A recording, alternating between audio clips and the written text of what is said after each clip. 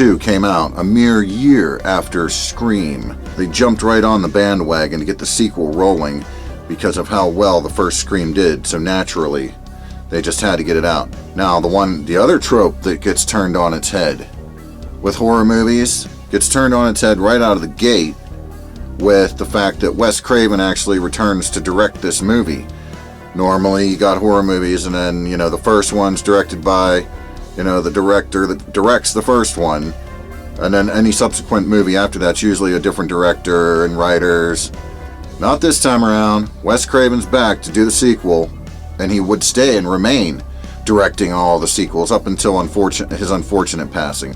Scream 2 kicks off at a movie theater where clearly within the movie, the hype and madness about what happened in the first movie has already taken hold, because we have a movie within a movie, Stab based on the events that happened in Woodsboro, capitalizing on that right away out of the gate.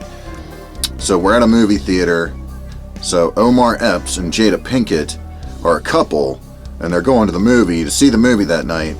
And on the way in, they're handing out Stab costumes, and the whole theater's full of lunatics in Stab costumes, and they're going crazy. They got things flying through the air on pulleys and everything else. I mean, it's absolutely absurd, right? But they go in, and you're thinking, okay, well, what are we doing? Because right out of the gate, the killer's dead, right? At least we think they're dead from the beginning, from the original movie. So they sit down, they start watching the movie, but then Omar Epps' character gets up, goes to the bathroom, and unfortunately for him, meets his untimely demise because he gets curious of a little sound in the next stall. Bam! Takes a knife through the head. He's dead, done for. Ghostface is obviously back, or not dead, or what's going on, who the hell knows. So he returns, or so we think. He returns to the theater, and of course Jada Pinkett's character thinks it's her boyfriend. He sits down, but he has the mask on, right? But he took his jacket. He took the boyfriend's jacket and put it on to really sell the fact that he's him, right? So meanwhile, all this chaos is happening. You got the phony Scream movie on the screen, the movie within a movie, and it's going on. And so while they're watching that, all of a sudden, she's like thinking he's weird. Like, she's asking him things and he's not really responding. And then next thing you know, during the chaos on the screen, whenever, the fake Drew Barrymore, so to speak, Heather Graham or whoever that was that played her, she gets killed in the movie. And while that's happening, Jada Pinkett is actually getting stabbed by Ghostface in the middle of all these people, okay? And the people, they don't care because they're all salivating for the murder and the blood and the destruction in the movie, right? So they're all hooting and hollering and going crazy. They don't even notice that somebody's actually dying in front of them. And then they start to notice, but they think maybe it's just part of the show. She goes up on the front where the screen is, and then she just dies right there. And people, then they finally realize, I think somebody just died, and the whole place just kind of goes quiet and stunned, and everything comes to a complete halt at that point, and then bam, flash to the title sequence, right? Now we have our characters who are in college now. Randy is back. Of course, you have Sydney is back. And of course, Gale Weathers and Dewey. However, we have a couple new characters now. We have Mickey, played by Timothy Olyphant. And then we have Debbie Salt, played by Laurie Metcalf. Debbie Salt is a rival reporter, we'll say, to Gale Weathers. So everywhere Gale Weathers is, she shows up and she's, reporting on things and this, that, and all that good stuff, trying to be a thorn in her side, I guess you would say, right? Now, however, in this one, Sydney does have a new boyfriend, Derek, played by Jerry O'Connell. Right out of the gate, Sydney starts getting phone calls, right? But this time she has a caller ID and some programs to see who's calling, and she realizes it's just prank callers. We're a little worried at first, but it's immediately squashed because it's just prank callers, and she knows how to. She's pretty much clearly used to dealing with them at this point. From what we can gather, you have CeCe Cooper, played by Sarah Michelle Gellar. They're all kind of sitting in class and throwing like movie quotes and things back and forth. Rules about this. Randy's, of course, throwing out rules about the sequels, naturally. But as we move forward, we have a sorority house party at Cece's sorority house, right? It's nighttime at this point after things have gone on, and Ghostface gives Cece a call. Of course, she doesn't know what's going on. She does get scared because she doesn't really know what that's all about, but she does get scared. And then next thing you know, Ghostface shows up, and of course there she goes, flying up the stairs like she shouldn't be doing. Ghostface goes after her. He does get a hold of her and stabs her, throws her over the balcony, and she's dead right away. That's a big one because you think Sarah Michelle Gellar, she's probably going to be like, a leading role in this movie, but nah, she's done just like that. Sidney shows up, and Sidney comes in and then is ultimately attacked by Ghostface. But Ghostface, runs off, and then she sees Derek, her new boyfriend. The way they have these tropes in this movie, you have a lot of the classic tropes, but then you have modern tropes turned on their head. But it's definitely more traditional in this one, even though there's a lot are still turned on their head, but then you have the more traditional ones as well. And they kind of rehash some things from the first movie, of course. We would hope that they're not dumb enough to go down that same exact road, because then it'd be too easy, right? You do have a little bit of that, but all in all, where we're going so far, I kind of like it. There are a couple interesting characters. So far at this point, some of the other characters, like Mickey and like Debbie Salt and a couple other background characters, just kind of seem unimportant. Like they're just kind of there, filling the screen space. There's no rhyme or reason for them other than they just are there because they're there. So of course, Randy is talking to Dewey in a restaurant or somewhere in the school, explaining what's going on, like the rules of the horror movies could be applying here, of sequels that is. And Dewey's listening. He's interested to hear what he has to say. Dewey's kind of messed up. He's got a little limp and gimp in his step from the injuries from the previous film. So then they go out. They're out on the lawn. So somebody calls, and it's Ghostface, and Randy's talking to him, and they're looking around. They figure he's got to be around somewhere, so they're looking for anybody suspect that's kind of acting suspicious, throughout the property, and they're looking, and they kind of spot a few people. Gale and Dewey, before this, they kind of crossed paths again, and they were kind of snipping at each other a little bit, so obviously things didn't quite end well there at the first movie, as we thought, maybe. So they notice some suspects, and then they start going after people. He does tackle somebody that they think it is, but it turns out that it wasn't. It was just somebody on their phone, and it wasn't anybody, right? Because when they picked up their phone, they realized it wasn't the same person on the other end. And so Randy's talking still, but he's backing up. And as he's backing up, he's kind of backing up towards Gale's news van. And all of a sudden the door opens and he's yanked into the van. And literally Randy is dead. Randy's killed. Kind of shocking that Randy gets killed. Now that's a shocking thing right there. A trope that you wouldn't expect. But at the same time you kind of do because, horror movies, man. These characters from the previous movie usually don't make it very far into the next movies. So, not too surprising, but being that he's kind of like the virgin nerd geek, right? Kind of fits into that classic, like, this should be the survivor because he's a virgin and he's a geek and yada yada yada. Nope. Done for. So, Randy's dead at this point. So, Dewey and Gale are in this auditorium area and they want to check the tapes to see if there was anything on the security tapes, right? To see if they maybe could see somebody. So while they're checking the tapes, they notice something, but they're kind of starting to get back in the good graces of each other, and then they start to, do some things there in the room. But then all of a sudden, Ghostface shows up, attacks Dewey again, is literally stabbing the hell out of him again. Gale runs like hell. She's running from him, hiding in the soundproof rooms and stuff like that. You got the soundproof glass there, and Ghostface is trying to break it with everything he can. Meanwhile, two police officers are driving Sidney and Haley to the local police station, or so we think. I guess that's where they're going. The car wrecks. Sidney and Haley are trapped in the back of the car. And of course, they're beating on the grate that's dividing the front seat to the back seat. They get it pried open because they can't get out the way the car wrecked. It's pinned together. So they climb out through that as best as they can. And then they have to climb over Ghostface because there's no way out otherwise. So they climb over him. They both get out. And then, They start running away and walking away or whatever, but then they stop, and Sidney's like, no, I have to know who it is. I have to know. And she's like, why you want to do that? And she should have just kept going, clearly, So there's one of your classic tropes. That's a classic trope, Instead of just leaving and going, you want to go back and look, like, why?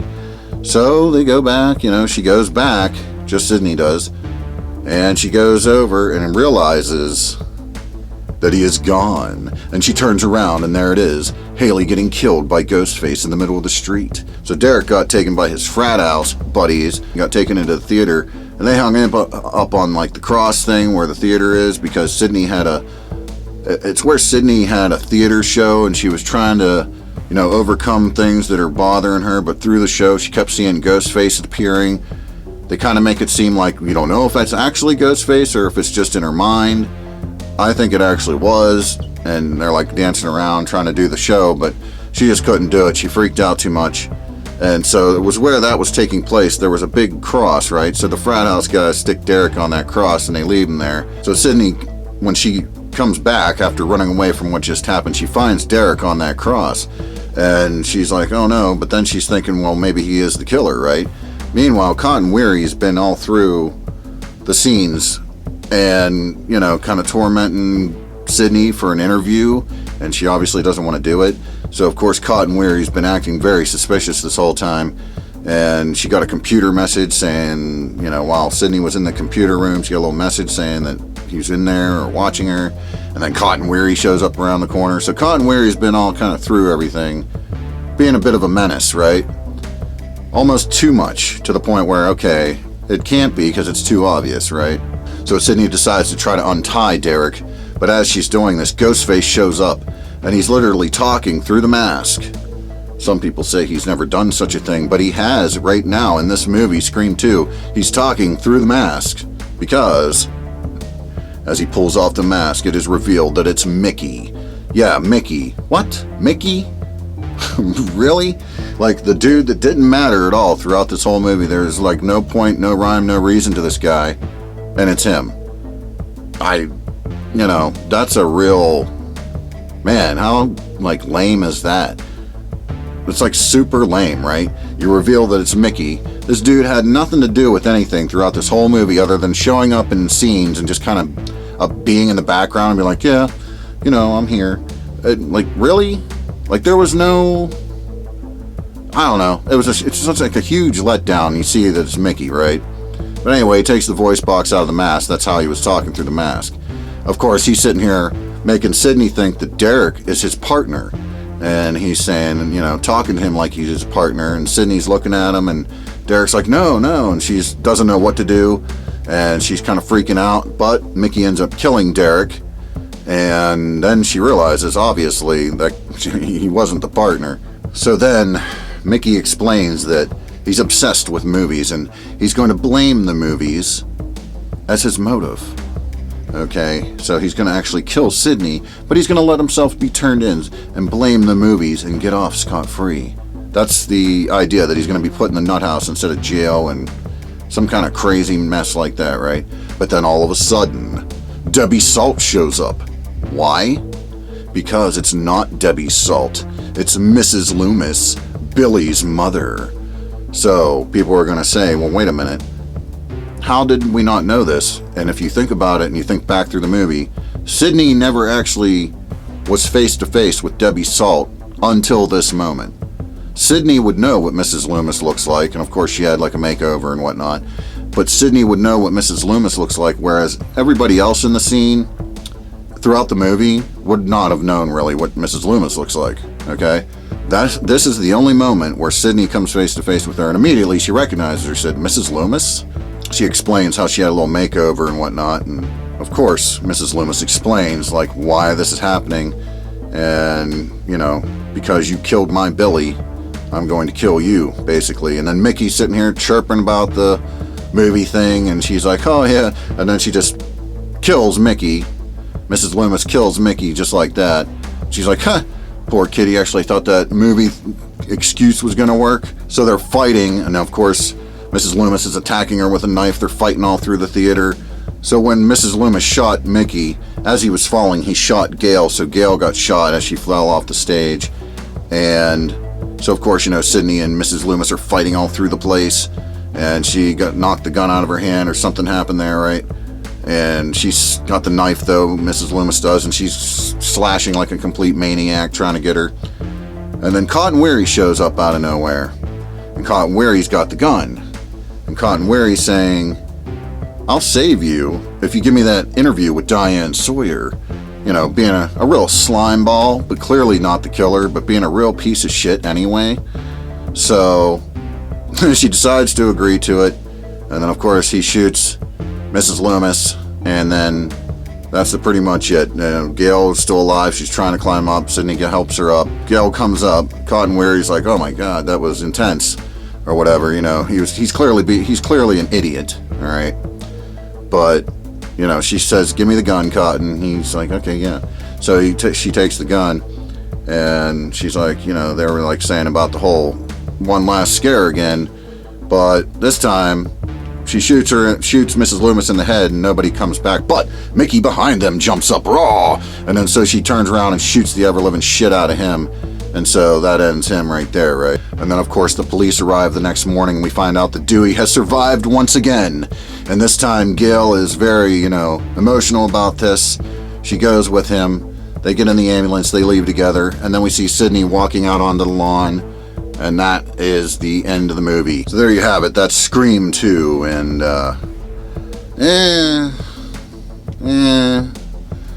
it's good. I like it.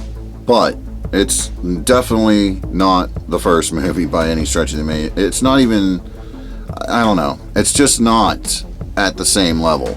It's good. It's a fun watch. But, man, it's probably the best sequel out of, like, the 4 movies, because I haven't seen 5 yet. I'm going to see 5, soon. But out of I would say probably, it's got problems, let's just put it that way. But with the positives are, the acting, once again, very solid acting in this movie. Of course, directed by Wes Craven again. So you're getting the real, nothing's going to be left questioned because, it is still directed by Wes Craven. So it's not like some other director came in. But the characters are good for the most part, and the acting is solid for the most part. I like that they took some risks, and knocked off Randy, threw some monkey wrenches in how you figured it was going to go, so I kind of like that. I like the fact that, they're a little older in this movie, that time has passed, and we're in college now, and didn't just stay in the same old, territory for this one. We were in new territory. It felt right to be in new territory. It felt, like we should be in new territory at that point. The whole movie theater scene at the beginning was a positive. I liked how that went down because, everybody's in there all salivating and crazy over the movie Stab, right? And to have, like, the murder actually happen in front of all the people and they still don't realize it and they're, like, freaking out. But then when they do realize it, it all just kind of comes over them like, oh my God, something happened. So, that's different and definitely unique way of opening your movie. So that's a positive as well. And overall, the movie is a fun watch. Negatives, on the other hand, negatives are, first and foremost, the whole reveal of the killers is a letdown, to say the least. Mrs. Loomis makes sense. That makes sense, obviously. Debbie Salt. Mrs. Loomis does make sense, so I'm not gonna completely, crap on that, because that does make sense, but I mean, the whole thing is just a huge letdown. Like with Mickey, the thing is it could have been bigger. It could have been more oh my God. But Mickey, the whole, you barely see him, right? He's in a couple scenes here and there. He's at the beginning a little bit. He's in a little scene here for 10 seconds. He's in a scene over here for 30 seconds. And he's so unimportant and so not even you wouldn't even think for a second he could be a suspect. You don't want people to know he's you don't want people to know he's the killer, but you at least want them picking out people saying it could be this person, it could be that person. how unimportant is it that when you take the mask off and it's Mickey and you're like, why? It's just very blah. Like, believe me, I saw this in the theater when it came out, right? And man, whenever they revealed that, I'm like, okay, that was about as pathetic and dumb as I could possibly imagine. Absolute huge letdown there. I mean, Mickey as a psychopathic killer, after you kind of see that at the end there, he's alright and all, you know, I don't mind him in that role or whatever, but man, there could have been a lot more done to kind of weave him into things a little bit more and kind of get your mind working a little bit, because man, once you see it's like this character that's only in the background for 30 seconds, it's kind of like, well, okay, that's lame and pathetic. But then, of course, you know, Debbie Salk comes out and whatever and makes sense of it all. But man, the initial reveal, you're just like, why? Why? So, and then, you know, because, you know, Cotton Weary was a lot better suspect, and they didn't even cross paths. Like, Cotton Weary and Mickey never crossed paths. There was never anything to kind of, there was just nothing there to really say anything about it. I don't know. That's a huge negative for me. And then, of course, there are some scenes like, another negative is like, I would have liked to see Cece, Sarah Michelle Gellar, would have liked to seen more of like her character, maybe fleshed out a little bit more before we took her out. I know they were trying to, like, you know, flip things on their head because she was also a very popular actress at the time. So they're like, oh, we'll take her out quick. And people were like, oh my God. But at least a little bit more fleshed out. And then she has a little scene at the beginning in the classroom, and then the next time we see her, she's in the sorority house getting killed. So, you know, maybe would have liked to see a little more there. So I would have to throw that in the negatives department. Could have done a little bit more with that, probably. Of course, you have, you know, Dewey, that whole thing where he's like, you know, constantly getting killed but surviving. I mean, it's kind of, it becomes a thing, you know, throughout this series where he just, you know, he's always getting hurt, comes back for more, right? And so it gets kind of ridiculous after a minute, but it's whatever.